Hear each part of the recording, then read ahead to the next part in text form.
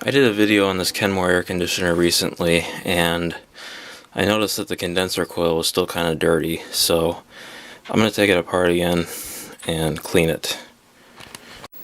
Alright, got all the covers off. Front cover is held on by one screw at the bottom, and then it clips on the rest of the way.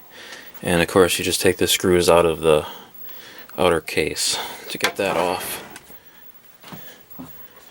It is the motor, it's a GE motor, and the Sanyo compressor.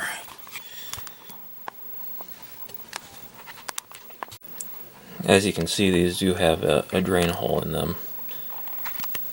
And you have to take the control knobs off before you pull the front cover off.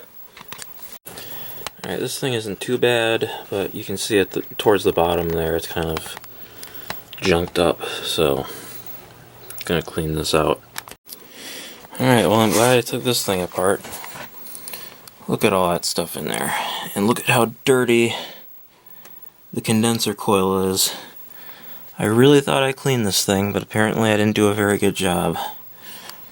This looks absolutely horrible.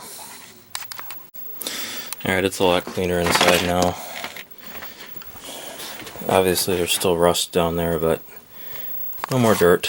And the condenser is much cleaner, so we'll get better airflow for sure.